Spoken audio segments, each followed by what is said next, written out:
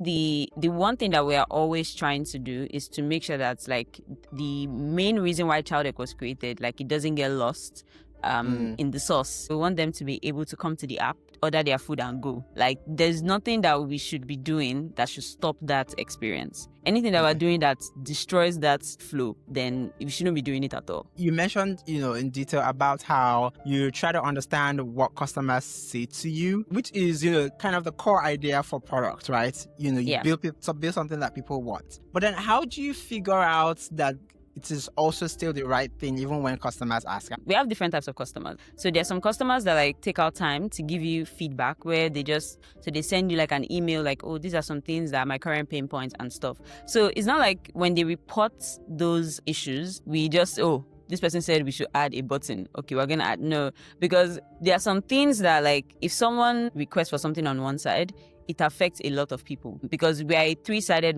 marketplace. We have the vendors, we have the riders, and we have customers. So if a customer says, I want to be able to do something that affects the riders, we need to first of all look at it like, okay, why is the customer requesting for this thing? We test, we're like, okay, I see where the friction or the issue is coming from that makes them think that, the solution will be this. So then we try to solve the problem itself, not just work with any given solution because, you will implement, another customer will come and say that, this thing that you just added, like it makes my life worse. Like, so when you're in the early stage, you're executing, you have executed everything that you want to execute. And now it's thinking forward, like, okay, now we need you to come up with ideas and things that we need to do to improve our customer experience or just improve like the Chowdeck product.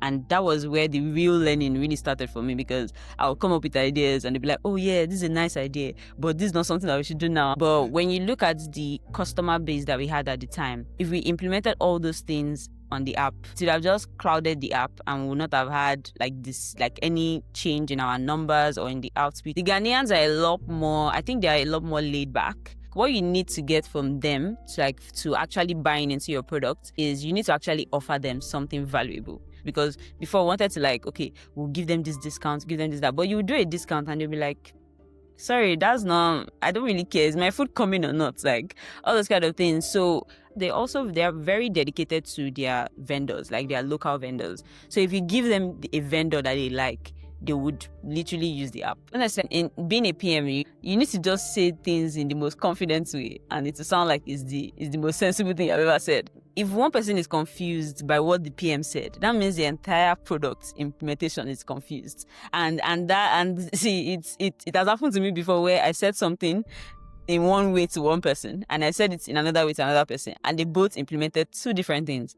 And they're like, so what did the two of you hear? If you are proactive and you communicate well, I think you might be able to survive as a PM. Hey there, and welcome to another episode of The Craft, where we learn from senior leaders about the mindsets, mental models, and systems that shape how they work and lead. I'm Emmy, and I'm the creator and host. Our crafter for today is Precious Lamina. Precious is the head of product at Chowdeck, where she leads product strategy and design, driving cross-functional collaboration across product, operations, and engineering. Before stepping into this role, she served as product design lead, helping shape Chowdeck's customer and merchant experiences from the ground up. Her career spans design leadership and hands-on creative work across fintech, logistics, and technology startups. She previously held roles at Check, rising from junior designer to product UI design lead over 5 years, along with design stints at Alliance Partners and FinCode. Today we talked about what product building looks like at Chowdeck, the ideation, experimentation, launch, and sometimes the retirement stages. We talked about how some of their product and learnings shape what sort of recommendations you get immediately you open the app, learnings from her career switch from design to product management, AI at work and some of the gains that she has seen in her work, and then we looked at early career advice and PM essentials. As you go through the episode, feel free to drop a comment to let me know your favorite parts, subscribe so you know when new episodes drop, or share with a professional in your network who might benefit from the conversation. Thanks for tuning in and enjoy. Precious, thank you. Thank you so much for joining me on the podcast today. Hi, I'm so happy to be here. Thank you for having me. Yeah, I'm really, really excited. So there's a bunch of things that I do have planned to get into today, and hopefully we do have the time to get into all of them.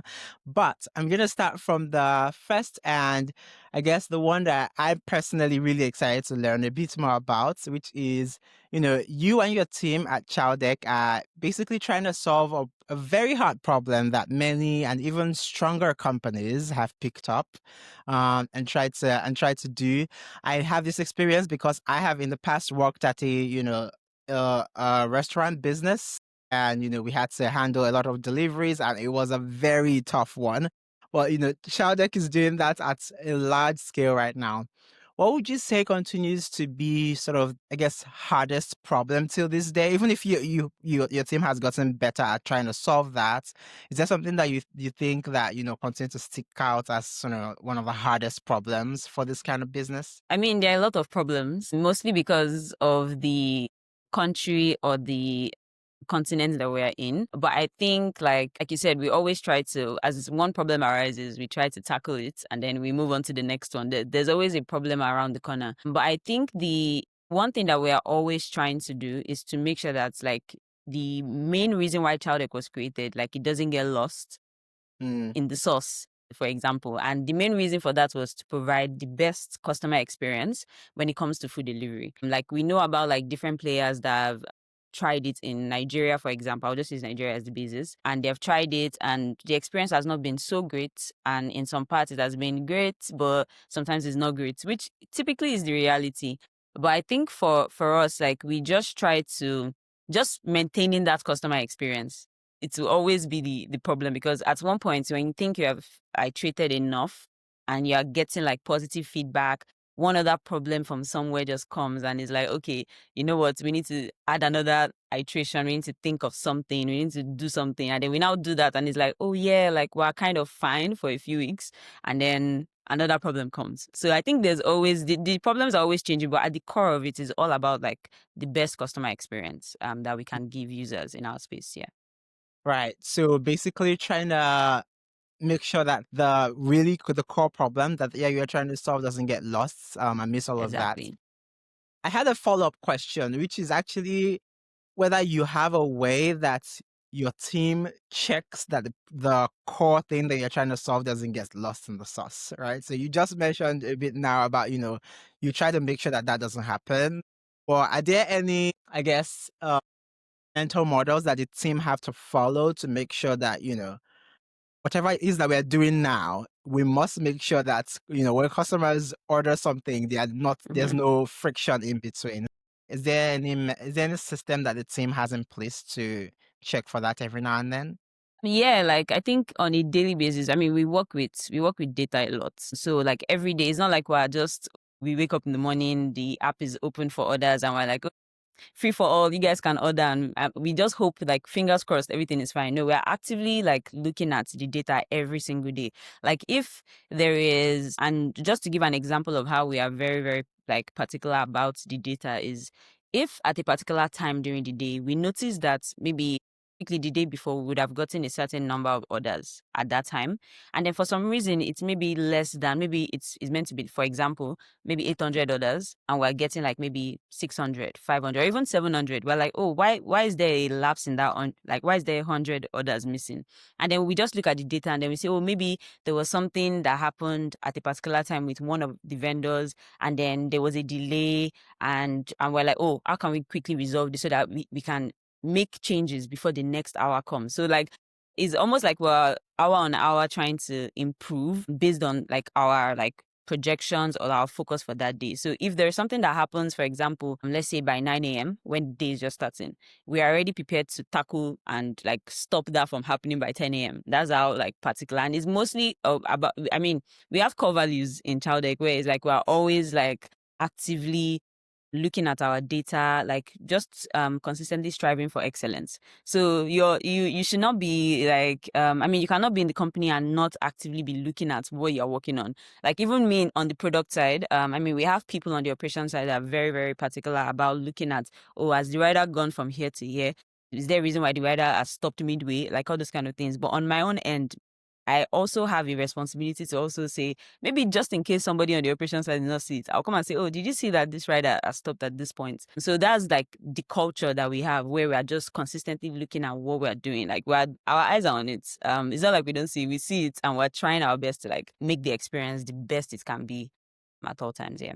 I really like what you just shared, because right now it does feel, in my head, I'm like, "Ok, of course, you want to check the data hour by hour. You're dealing with something that, you don't have the luxury of time, to have to handle things. So I definitely like that culture of looking at things, every now and then, and, taking a look and figuring out what may have gone wrong and how you might improve, basically hour by hour.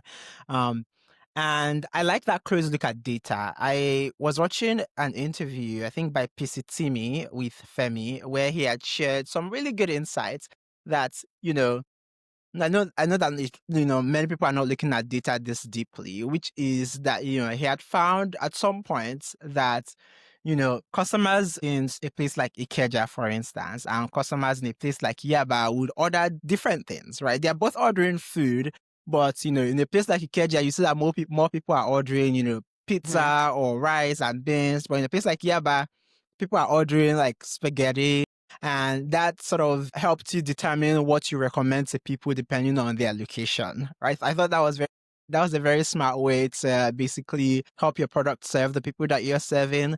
Are there any more of such, product insights that you have in place at Chowdeck that you'd think that I don't think this will come to people easily, but this is something that we've learned and it has continued to work? Yeah, I think I'm glad Femi gave that example because it's actually the reality. Like I used to, before I joined Chowdeck, because I used to use Chowdeck before I joined, and I used to assume that everyone was like me. Like I like to order from one place. If I find something that is nice, I'll order from that place to the end of time.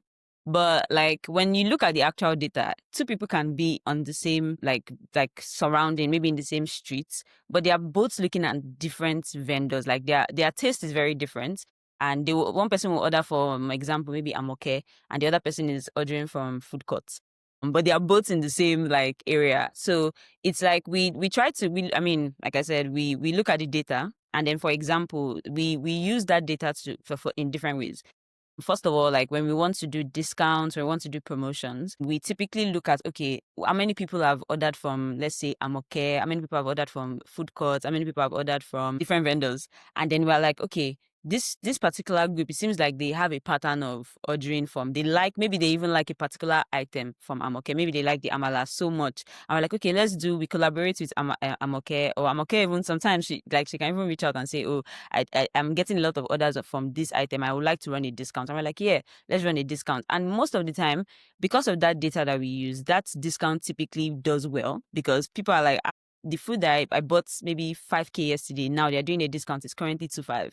I would it's already part of my routine, so I would 100% buy it like multiple times. So like that's one use case where we use it like for promotions, actively like growing our vendors, and then even with testing out features and products. Like when we wanted to, like one of our products, Chow Smart, for example, like the idea of it is that we want people to easily check out. Like you have an item that you like or a combo item, and you can easily just click and then you check out and you're done. So, for example, that love for a particular item that we noticed among like users was something that really drove the idea for that product.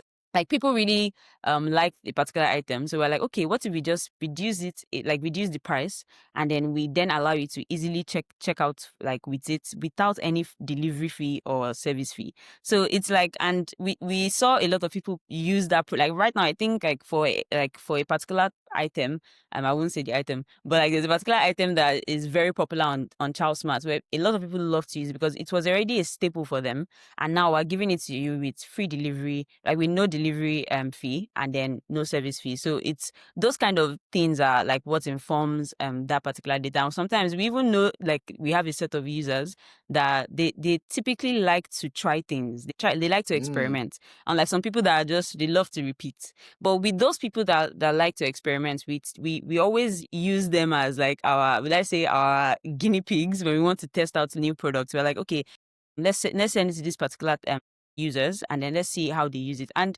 sometimes we even roll out features like on a low on the app. We don't want anybody to know it's there because we know that the users in that group will find it. Like, because they are always on the app, they are always like moving left and right, always doing something. So like, yeah, that's how we typically just use the data that we have and try to, like, test out things and roll out exciting features for people. Yeah. I mean, I see how I would jump on a feature a feature like that if I'm not very adventurous with food, unfortunately, even though I want to be. And so, I think, having those kinds of recommendations where, based on my behavior, the things that I'm getting recommended are the things exactly the things that I want. I think at its peak, that's what, really good Mhm. product is. I know that Chowdeck has, a suite of products, and we're going to get into some of that later. But one thing that I was also particularly struck by, and I really enjoyed, when I first experienced Chowdeck, was Chowdeck's design, right? Chowdeck's design feels like, a cultural moment in the industry, Mhm. in the community. And if you search online, if for anyone listening, if you search on Twitter and just check, search Chowdeck design, you'd either see, people taking inspiration, people trying to redo it, people basically sort of hyping up Chowdeck's design, and it's for good reason, right? Can you tell us a bit, because I know you used to work in design, and you probably even still do a bunch of that right now. Can you walk us how, design happens at Chowdeck? Like, what does that look like at Chowdeck? So like, it because we are like a product company or a technological company, people would assume that design probably takes a backseat. But like, in Chowdeck, the core of everything that we do is design heavy, even to little things like discounts. We don't just put discounts on the app and then just hope for the best. At the other side of it, the design team is already working on a very nice banner, something like, sometimes we're even like, is this not too much just for 5% off or 10% off? But we are a very, very creative team, because I mean, we have really, really good designers, like really, really good designers. That's just the way to put it. And they are people that think outside of like the box. Like, they are very out of the box thinkers. When I'm looking at something and I'm like, okay, maybe we can just put this button here and there. Someone would just come and say, no, what if we do this? What if we do that? What if we do this? And the good thing is that, like, at the like leadership level, like high level part of the company, they are also very, very design like driven. Like, they want to see how something will look, and it's not even just about how it will look. Like, what's the best way we can present this particular thing, and you will see that a lot in some of the features, the products, because like at the core of it, we're still on the very first version of our mobile app, for example, but we try to add bits and pieces here and there before we then end up like revamping the whole thing. So that's why, like, we try to add like a bit of design flair. If you look at our social media, like specifically on the branding and marketing side, there is a lot of creativity. We are very, I think we're very, our brand is very bright. Like, we do a lot of illustrations, and when it comes to imagery also, we find a good way to balance it all, and just to like give you something new every week. Like, it's like, okay, this design, we give you an illustration, we give you pictures, we give you this. So I think our design culture is very free and like out of the box creativity. I think that's the best way to put it, because like, we don't try to put designers in a box. Like, if you think this thing should fly, yeah, let it fly. Like, maybe when we get to, I don't know, test flights, reality will hit that, oh, okay, upon further reflection, this thing should not fly. But I think like when we're doing our like actual work, we try to make sure that, yeah, we are presenting the best version of design that we can present. Yeah. Mm-hmm. So everyone is really in that headspace. Yeah. Mm-hmm. And for everyone listening, this is actually not an exaggeration. You should probably check it out. But I imagine, so you just mentioned how, you try to have people, you try to sort of encourage thinking outside of the box. For someone who maybe joins your design team newly, there are a set of, I guess, trainings that they do have to undergo. So even though it gets very, very creative, it also feels like all the design that happens at Chowdeck is done by one person, right? And so everything feels very feels very uniform. Is there Exactly. a sort of system that every designer has to go through? Or is there just one person that has to approve every design, and because of that, it has to look a certain way? Well, I think it's a mix of both, because we're still a startup. We're still very early, even though I've been here for almost 4 years. Like at like the structural level, there are still a lot of things that we are yet to do. But when someone new joins, there's like a system. There's actually a system, but I wouldn't say it is like a full blown system. At least for the product design side. For the brand side, we already have we have our I think we actually have a full blown system there to a certain extent, where we have an illustration library. We have like where you can see what our core like illustration style is. And then when you are working on some designs with the brand designer, for example, there is already that structure in place where you have something to guide you. And then if you want to go out of the box also, we're like, oh yeah, this is perfect, but just help us put it inside this box that you put it like this particular design.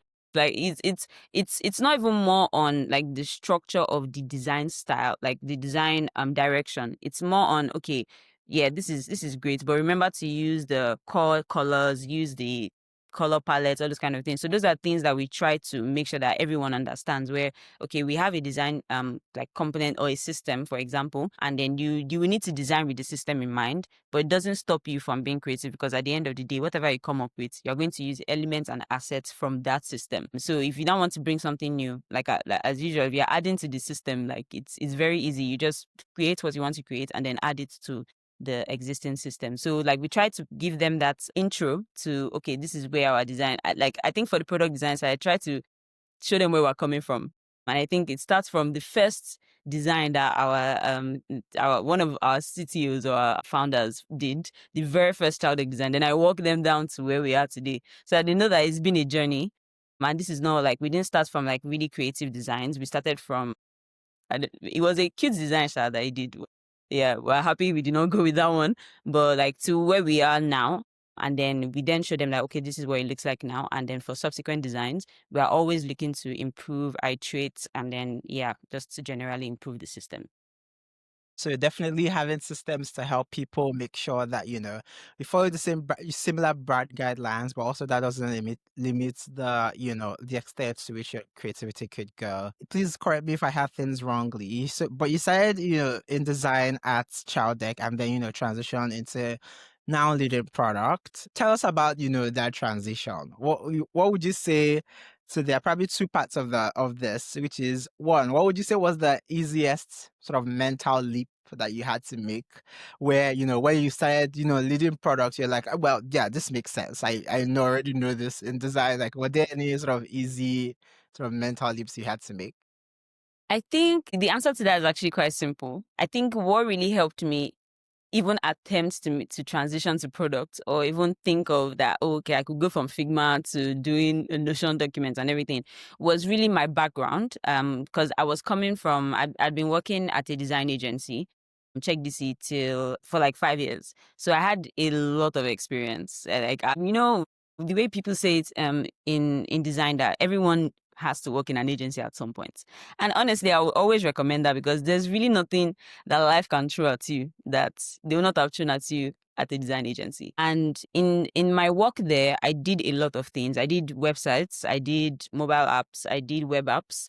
So I was already very familiar with what it takes to go from PRDs to we're live, and what it takes from, okay, this is what the client wants to do, and then I'm designing, and then I'm working with the engineers, and then I'm like working with the PMs, and then we're going live. So I already had that experience. I just now had the opportunity to look at it from the perspective of the product manager, or the fighting with the engineers, for lack of better words, apart from like design arguments. So I was like, because when I joined Chowdeck, I was the only product designer at the time. And it was still very, I would say it was still very, like, there was a lot going on in the company, because again, startup. So we had many things we wanted to do. And I was like, okay, I think I can double as like also trying to bring some structure on the product side, and also providing product design. Because again, like I said, I was coming from an agency, so there was really nothing that you could have done that could have phased me. So I was like, okay, so we'll do the product. Then I started like just working on features one by one, and then we work with the engineers. That one will go live. I'm like, okay, okay.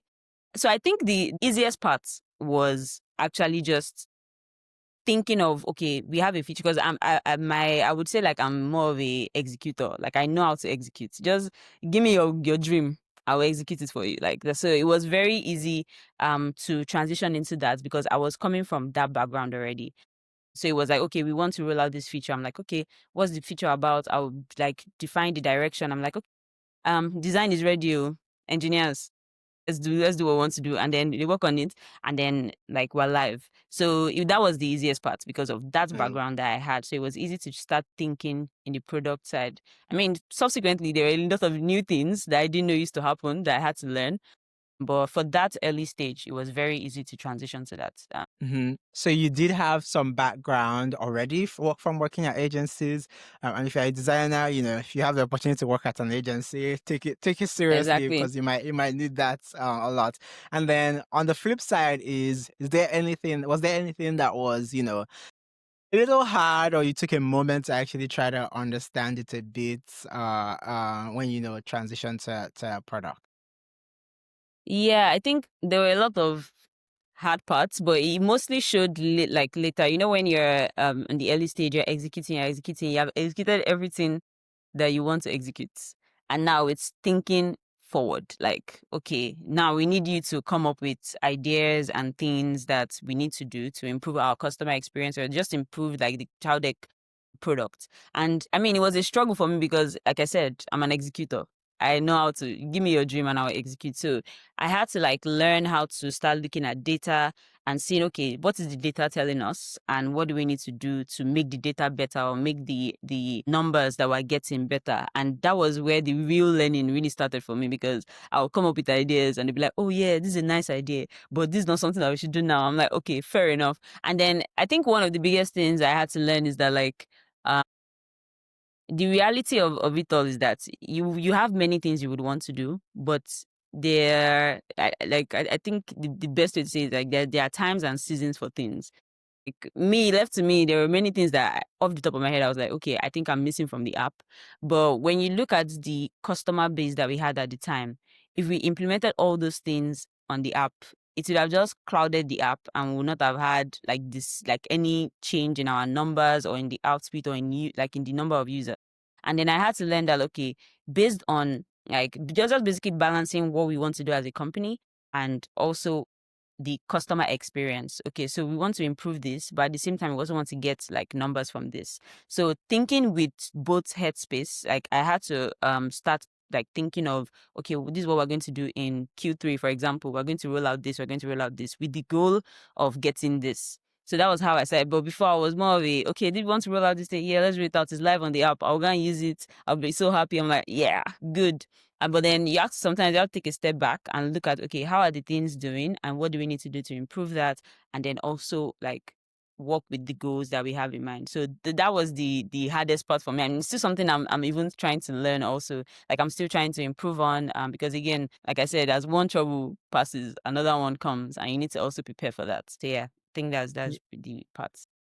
Okay, thank you for that. So there's something that you really touched on that I'm really excited about, but I'm hoping that more people are able to realize this, maybe early on in their career because it typically happens later on, which Mm-hmm. is, you mentioned how, at the start you were really excited to get things done. Just need to be given the idea and you get it done, right? And then, as you progress, you realize that actually there's a second part to this, which is you need to be able to figure out what to do, not just how to do it, right? So there's the thing to do and then there's how you do it. Mm-hmm. And those two parts make you basically powerful in the work that you do. How would you say now? Is there any sort of steps that help you decide this is the right time to do this thing or this is the right action to take right now? I think it's typically user feedback. I think user feedback and again is data. So like I always say data now because back then we didn't really have a lot of data to work with and we built up systems to help us get that data. So when we had access to like enough information to make decisions, we're like, okay, now we can say, okay, we want to do this here because we have a demand for it. Like there's always the demand side where customers are requesting for something. And when customers are requesting for something, like who are you to say, oh no, it's not in my pipeline. No, it doesn't, because it doesn't make sense to prioritize something else when there is clearly a demand for something. So I think when we get feedback from customers and are like, oh, I've not, we need a way to do this. I'm like, okay, wonderful. We can, because in Chowdeck, we are very fast with implementing things. Like we can think of something today and by Monday, we're already testing it with some users. So it was very easy to get feedback and easily prioritize. And I think that's what even makes it better, because a good argument to anything is when it's backed by data. Because when someone is like, oh, I think I want our riders to be able to play game on the app. I'm like, oh, that's wonderful. But I have data that is showing you that riders are currently struggling with another thing. And then the person is like, oh, okay, well, okay, let's fix that one first, and then we'll come back to my game idea, like all those kind of things. So it makes it a lot easier for me to say, okay, I want to focus on, I want the team to focus on this, and then this is what we're going to be doing for the next 1 week. And then everyone is like, oh yeah, it makes sense, because we can clearly understand that there is a need for this. And then there's also the side of, okay, the company is, because as much as we are a product team, we still have a general company goal. If the company wants to, for example, launch in Ghana, which we recently did, we know that I'm not supposed to be working on a button on one app that is the color is not is not is not, I don't know, it's not appealing to somebody. I need to actually start preparing our products to be able to work in a different country with different cultures, with different, like just a different vibe entirely to Nigeria. So like that's where the focus then shifts to something like that, because the company needs to make that change for us to generally progress. So those are the kind of things that like you just wait. But I think honestly, it's really just information and feedback that we get from customers, the data that we have, and just the general like company goals. Right. And how do you, so you mentioned, in detail about how you try to understand what customers say to you, right? Which is, kind of the core idea for product, right? You Yeah. build something that people want.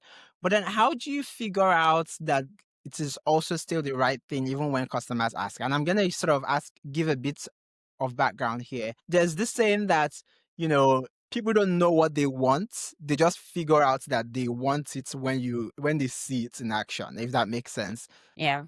And so as a result of that, it's not everything that I tell you that I want that I actually do want. You actually do have to kind of understand or see how I use it to help you understand that this is what I want. How do you then figure out that, okay, how do you then filter the noise, even though they are coming from customers? Sometimes they're noise. How do you figure that out? I think it's a bit. I wouldn't say it's too easy, but it's kind of easy, like in a sense, because we have customers that like we have different types of customers. Let me even start from there. So there's some customers that like take out time to give you feedback, where they just, I don't know, maybe they're like, okay, I like using this product and I really want them to improve. So they send you like an email like, oh, these are some things that are my current pain points and stuff. So it's not like when they report those issues, we just, this person said we should add a button. Okay, we're gonna add, no, because there are some things that like if someone requests for something on one side, it affects a lot of people, because we are a three-sided marketplace. We have the vendors, we have the riders, and we have customers. So if a customer says, oh, I want to be able to, I don't know, what can they even say? I want to be able to do something that affects the riders.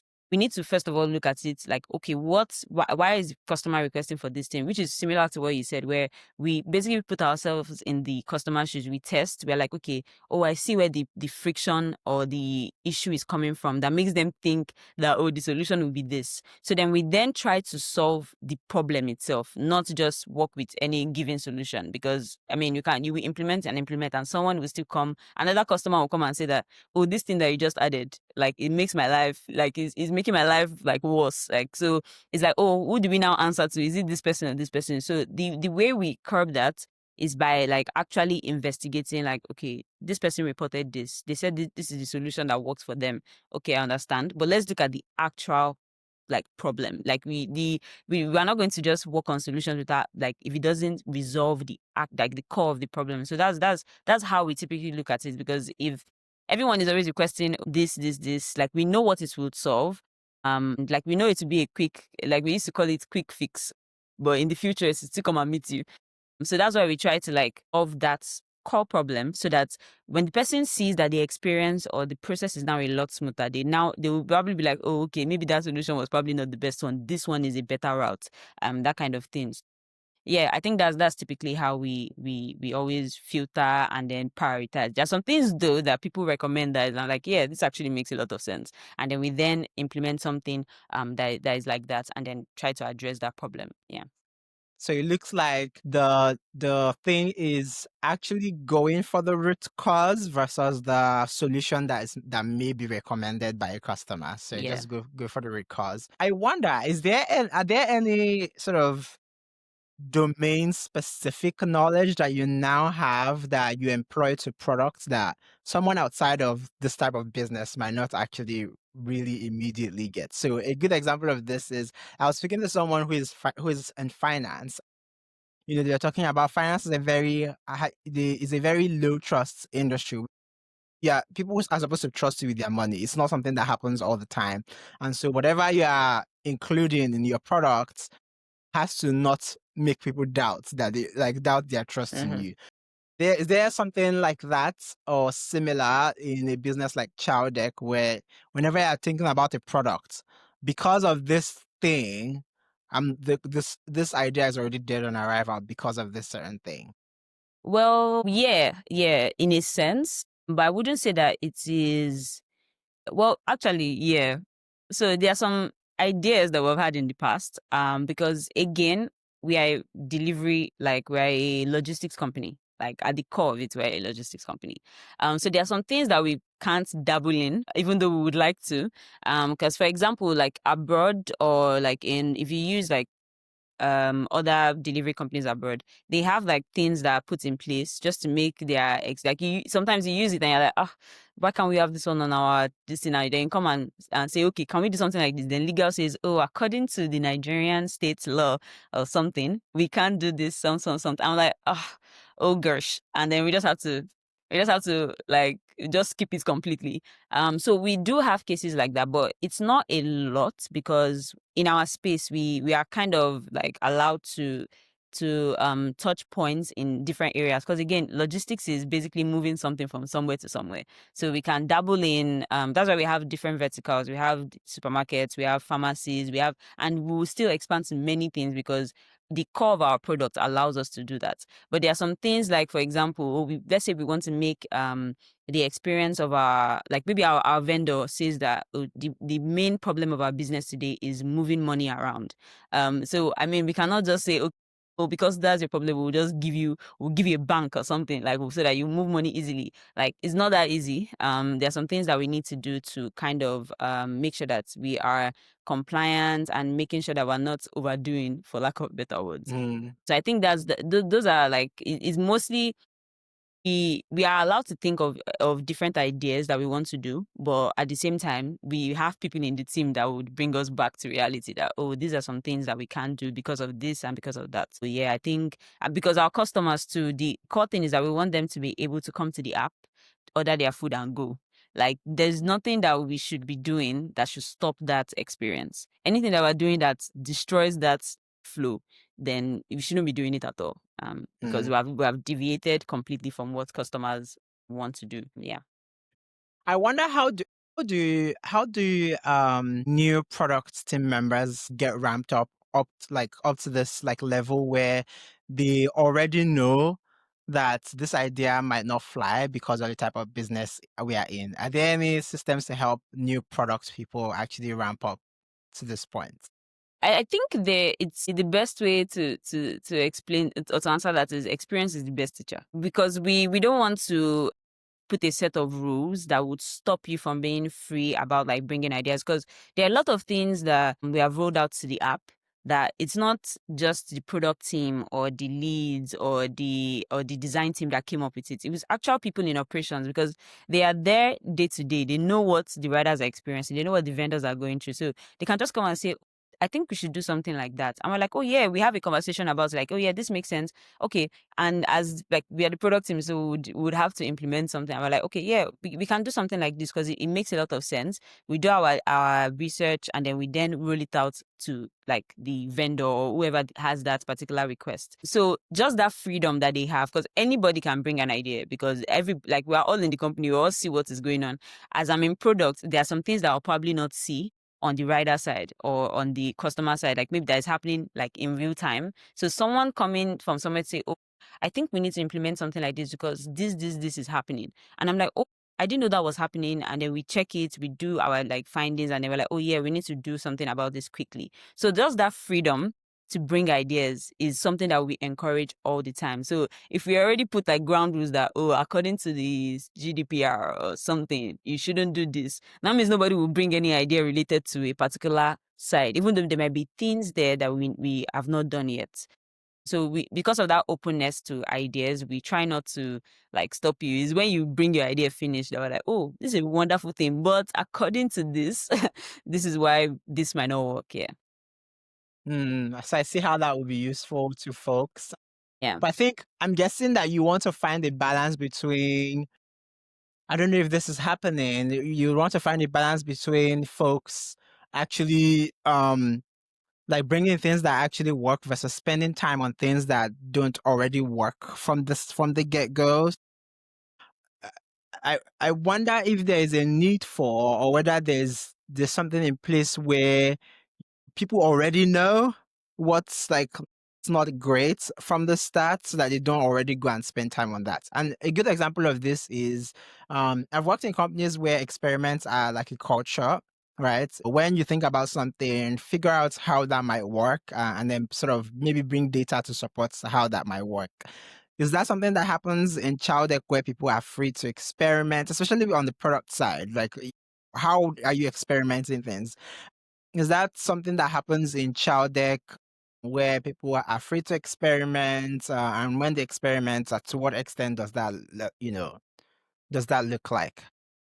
I even think we experiment too much. Like I would say we experiment too much because I think the perfect example is our verticals, the verticals that we have, because most of them, we started with restaurants. Like we're focused on getting restaurant vendors. And then I remember I think one of my favorite verticals will always be local markets, how we started local markets. It was just someone that was like, what if, and this was before they even came to the product team. It was like, oh, what if we deliver this? Like maybe they went to like their local, like their actual market, maybe the Alaquare market, and they were like, oh, what if we deliver this thing? Because they were looking at it like, we can actually put someone here that will just do the shopping and then do something. And then they did their research. And then I think they already found one market to test with. And then they came and they were like, guys, I think we can try delivering from this particular market. And here's why. And then they showed this thing. They even showed like, they even gave data on how we can get like tomatoes, we can get this for a lower price. Because I mean, we all live in Nigeria, or we live in Lagos. We have been to these markets. We know how we can price something from 500 to 200 or to 300. Like, so the person was like, oh, we can do this, we can do that. And we're like, okay, this makes sense. And I'm not even kidding. Like the person brought the idea on, let's say, a Tuesday. By Thursday, the first market was already live on the app, and we already started like getting people to order. Like, and this ties into those set of users I told you that love to experiment. Like they love to try things. So they were the ones that like went there and like, oh, what if I buy tomato? What if I buy this? What if I buy that? And then step by step, we started saying that, okay, there's something here, and then that's how like we come up with like new features, new ideas, is by like experimenting. There are different things that we have tried. The thing about experiments is that you have the ones that succeed and ones that fail. Like we have tried many experiments before and that's failed. And we're like, okay, well, to the next one. And we tried the next one succeeds, and we're like, this gives us more like fuel to then experiment more. And we just keep on trying and trying and trying. So there is that culture of like, if you are bringing, actually, we already have that headspace where if you are bringing something like, and it ties back into data, there needs to be proof that, or like you need to actually believe in what you're bringing. Like that's even just the first part. You need to believe in what you're bringing, because I can't just come and say, oh, I think we should do this. And I'm like, I don't think we should, like, honestly, it's a 50-50. I mean, it's just an idea. It's just an idea, guys. It's just an idea. But there's some people that like, they bring some ideas and it's like, it's almost like they've been planning it for a while. Like, and they're like, oh yeah, this is something that we should definitely like try out. And then we try it and then it works. Sometimes you do all that and it doesn't work, and we take the learnings from it to apply it to our next experiment. So that's how like it really is. And it has really worked well for a lot of the things that we've done on the customer side. Yeah. Yeah, I really enjoy. I really just enjoy hearing what you shared. So you talk about a lot about experiment, but also talked about customer behavior, which is something I'm going to click on, a little bit later. And then you also talked about basically being free to take that on, take the responsibility of that. Also being confident in the thing that you're recommending. I mean, experimenting, of course, will help you get to that point. Being confident, that's how, you can get a bit more buy-in. You talked a bit about experiments failing. Was there any notable experiment that failed where you were like, gosh, the Nigeria that I know, or the Lagos that I know, this is supposed to work, but it didn't work? Are there any notable ones like that? I mean, there are many. There are many. I'm not even sure I can name some of them because, like you rather like not admit that it was a failure. But like I think it's sometimes we like I can use baby campaigns for like maybe as the easiest example where we run some campaigns with like our users and it's a hit. And we're like, okay, let's piggyback off that campaign and run another campaign similar to that, but maybe with a different context. And it fails. And then it's like, but it's the same people now. I thought you people liked this. I thought you people like this. But like, and it's something that I think we learn. It's not even just a product thing. It's just in life generally. Something that you liked last week, you might not really like care the next week. And that's even one of the major things that we see a lot where because we did something and it was a big thing, oh my God, everyone was like, oh my God, I love Chowdeck. Look, they should do, and there's always that one person that says, oh, I think they should do more of this. And we're like, okay, they said we should do more of it. We now do more. And the person is like on looking like, I'm sorry, like I didn't mean that I was going to actually use it. Like, so I think that's one of the things. And it's not even just a campaign or marketing thing. It also ties into products. There are some things that we have rolled out and then we get like a lot of adoption. And then after a while, we then like, we're like, okay, I think people like this thing. Then we push an iteration on it. And suddenly it's like it's almost like they don't like the product anymore. And then we remove that one or we roll out a product. And after we roll out the product, like when we're ideating, we're prepping it, we're like, maybe it was a big hit in the company. Like, when we're doing our own internal testing, say everybody tests, they're like, oh my God, I love this product. Everybody's going to love it. And then we push it and 2 days, 3 days, 4 days, people don't care. Like nobody, even the experimental group say if they didn't use it, that's when you know that it's bad. That's when you know that it is really bad. Like if people are like, okay, no problem. And it happens a lot. It will happen. It's something that we're prepared for. Like we know that, okay, there's a chance, like our data says people are going to buy into this thing. And there's sometimes where even the data clearly tells you that it's a 50-50 because of the kind of customers that we have. But like, okay, 50-50 might be there. There's some products or features that 50-50, like that 50 is still a lot of numbers that can come into the company. So we're like, okay, yeah, we can make that like change. You roll it out and it's like, yeah, I don't think this is the product that would work for maybe some people. And the good thing about user feedback is some people try it and then they tell you that, oh, I think the major problem with this is the experience here and here. And then we then make improvements and then the product becomes a hit. So that's like, those are the kind of things that we typically do and how it works here. And is there anything that helps you determine when you wrap it up? So you mentioned how you might have you might have very little adoption, but you might make some tweaks and people enjoy it better than what the first iteration was. Is there anything that you look at to say, okay, actually, let's wrap this up right now and let's move on to something else as with our time? I think the truth always comes to light sometimes because when you work on product and features a lot, or like when you work on a major product, you get attached. So sometimes you're always like, no, don't worry, wait, maybe if you add this, they will like it. And then you add it and it's like, oh, there's nothing, like nothing is changing. Nobody is the same. It's the same 5 people that are still using it. And I think it's more on like, we do have certain periods, a period of time that we check in on the products to see, okay, I mean we're checking it every day, but it's like, okay, let's look at what this product is doing now. What do we need to do? What do we need to change? What do we need to do? We need to pack it up. And that's when we have like the candid conversations where it's like maybe where I think it's like 30 days, first 30 days is where like we're looking at adoption, like are people picking it up? What's the feedback like? By the 60, like when it's the 60-day mark, it's like, okay, we've gotten some people using it, but there's something here, something that for the products that succeed, the first 30 days, the 60 days are always the happiest. Like it's like, oh my God, everybody loves the product. By the maybe the 120 days after, they're like, oh yeah, this product is still great. And we know that yeah, this product is staying, like it is here to stay. We love it and we'll leave it on the app. Now there are some other products where it's like 30 days in, we're like, this adoption, I'm not sure. And we're like, okay, wait, let's try, let's offer discounts, let's do something, let's push something exciting to it. And we push something exciting, it maybe picks up a bit, but then it dies after like even before the 68, like the 60-day mark, like it dies.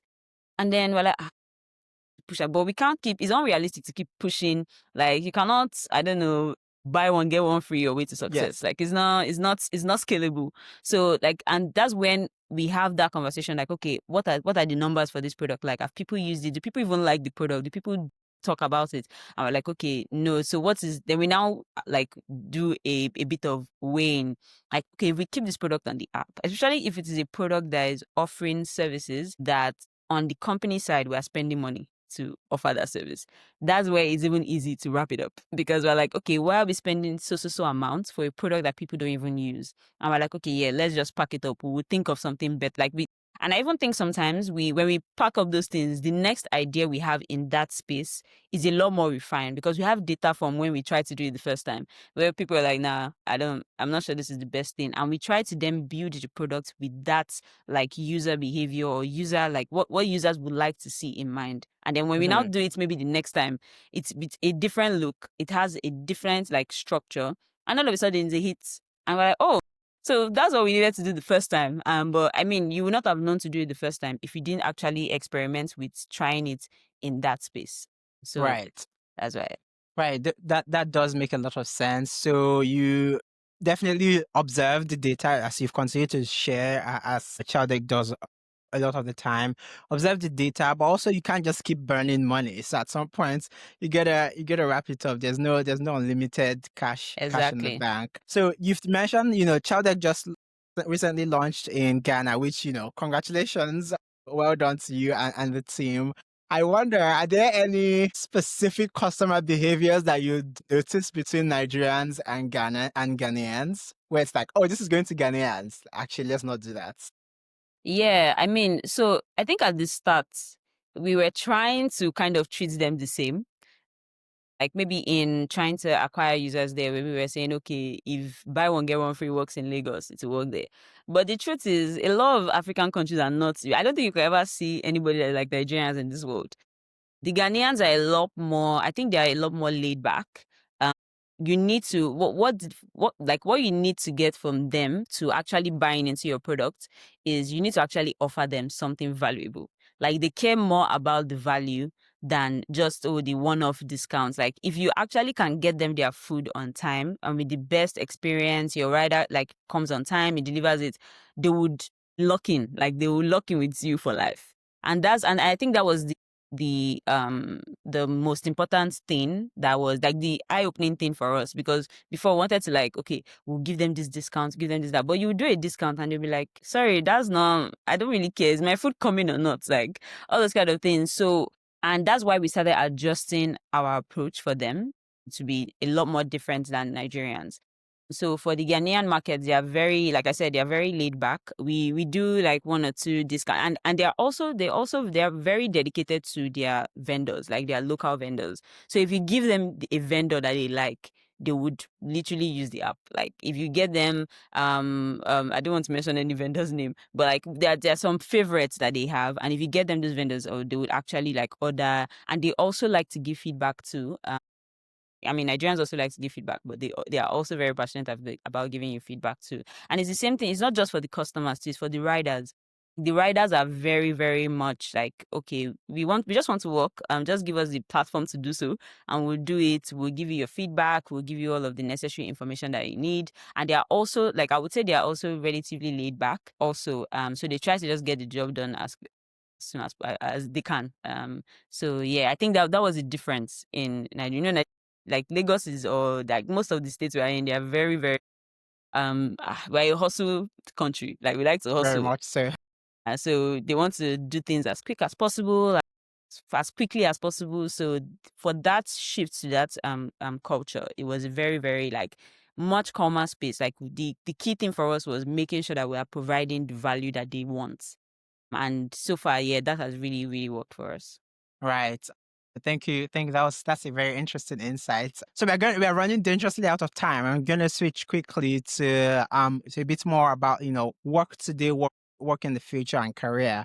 So tell us about tell us about some of your thoughts around sort of the AI chaos and how that's shaping your work and team at Chowdeck, and what you think that will look like in the future, even outside of Chowdeck. So first of all, how does AI work in Chowdeck? I think so I'll start with the team and then we will go to the product. So for the team themselves, I mean, you can use AI, like we can't run away from it because me, I used to be AI bad. But like I see the value that AI brings. Like it's literally undeniable. You can't ignore it forever. And we try to encourage people to like try to use like most of the like AIs available. Even in our engineering space, we do have some integrations with like AI platforms that help like just make sure that our codes are the best that they can be. So we do like as a company, as people in the company, we do use like AI for different things. Everyone uses it for different like reasons.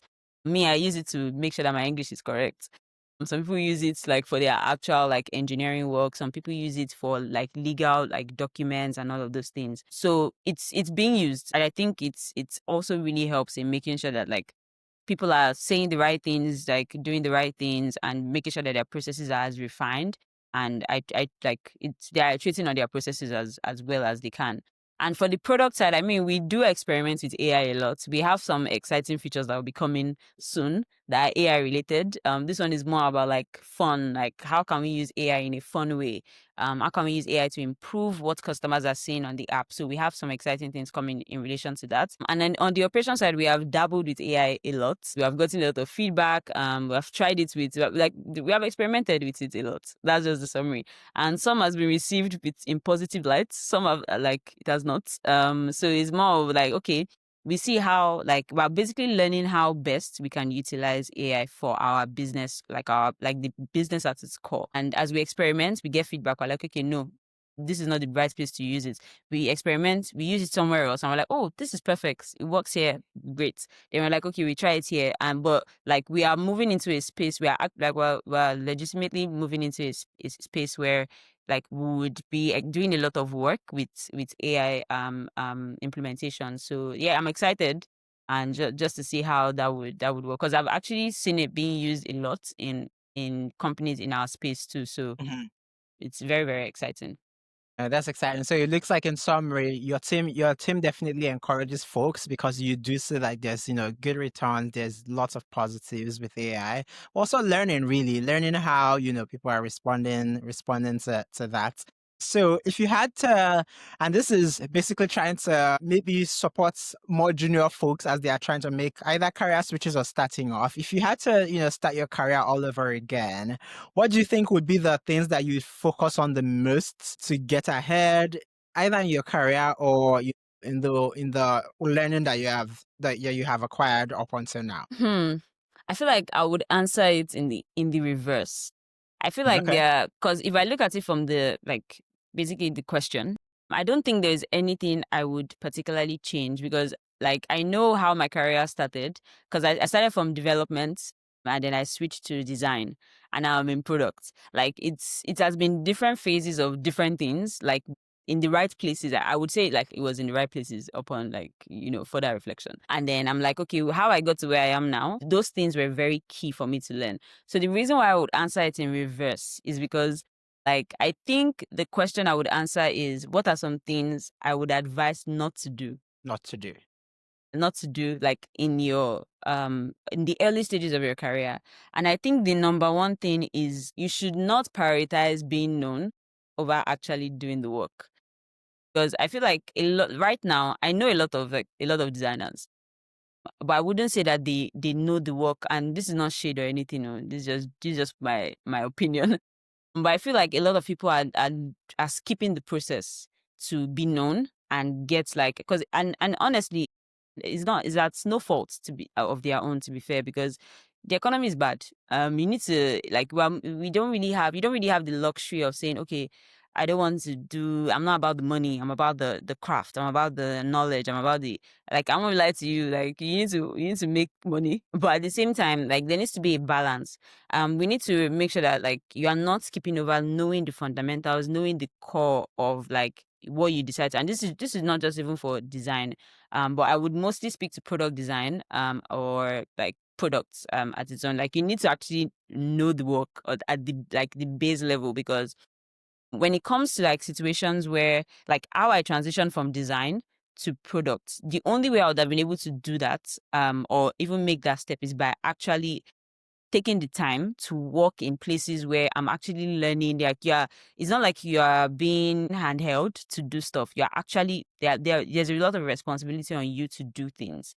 And so I'm not saying you should go and work in a design agency. No, I'm not saying that. But you need to find a place, and it doesn't even have to be a job. Like you yourself can take it upon yourself to actually read, watch videos. I mean, I learned design from YouTube. I've never done a professional course, a certificate. It was just YouTube and reading, like following a lot of designers. And so like I did a lot of that where I was just like, okay, I really want to learn the core of what design is all about, because I was not creative in any sense. Like I only knew code, and even the code, I didn't even know much of it. So like I had to do a lot of learning. And I think people like it's very, very important that people stick to the principles. And once you feel like you have built the right foundation, you can then start like exploring like full on implementation with a company, working in a product company, working in in an agency, working with somebody. And then you can then learn what the real life is, because it's different when you read something in a book, and then when it comes to real life, everything that you learned is out of the window and you have to literally survive.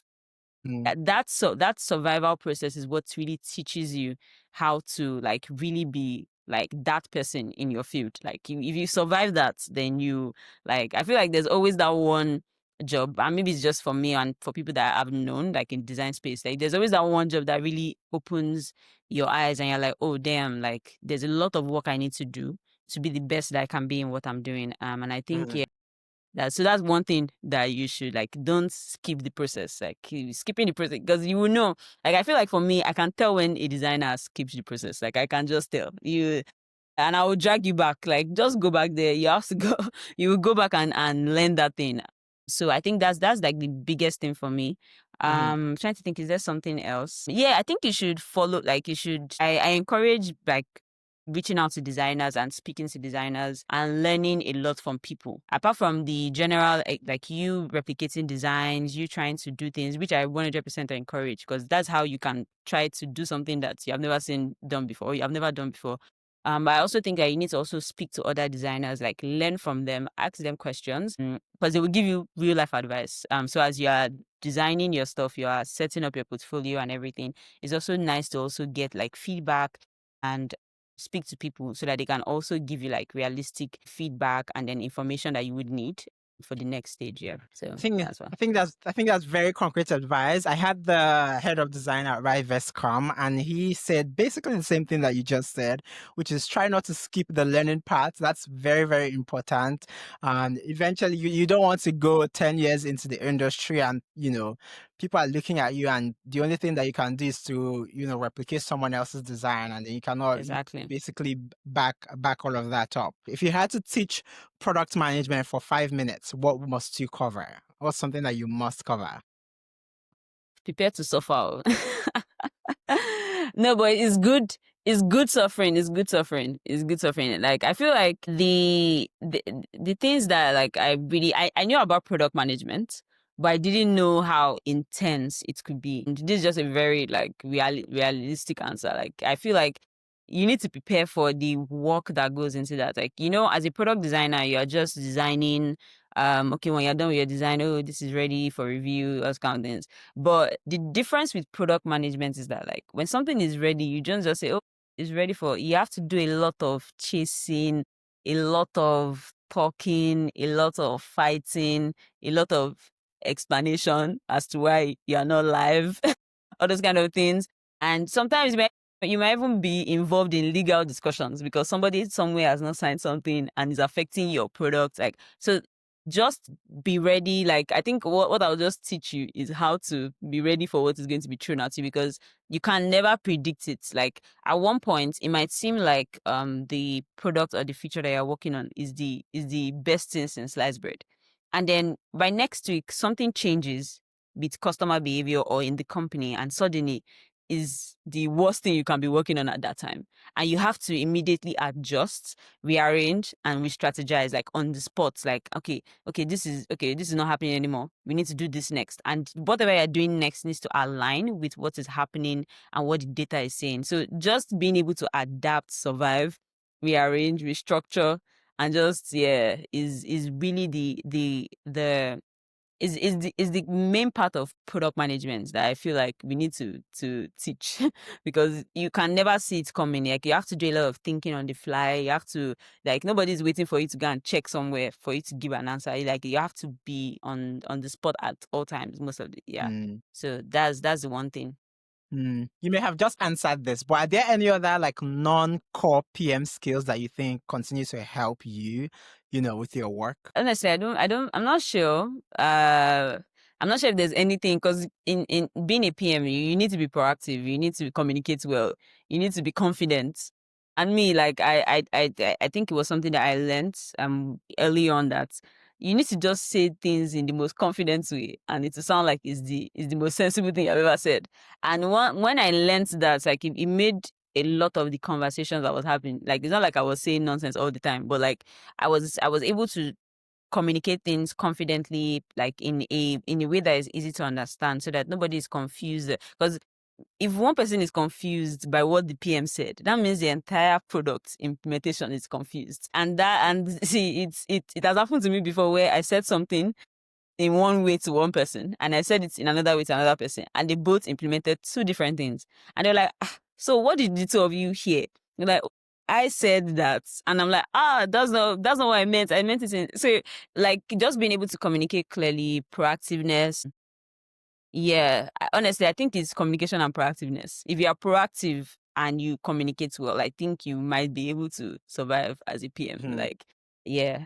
Aside from other things, like just hustle, like just having the hustle mentality. But not everybody, like, not is here to work and die. But yeah, so that's just those are one of the three things I would say. Right. I did have a PM from Google.com, and she also said the same thing that you just shared, which is your job as a PM is to make sure that everybody in the organization is on the same page about this thing that we are doing. And if you can't do that, that's going to be a problem. But also, you need to be able to basically back up the things that you're trying to share or want the team to work on, right? Yeah, basically asking the organization to invest money in this thing. You need to be sure about the thing they're investing money, investing people in.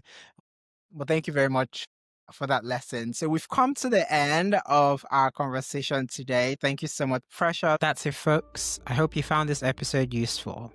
Thanks for tuning in and staying till the end.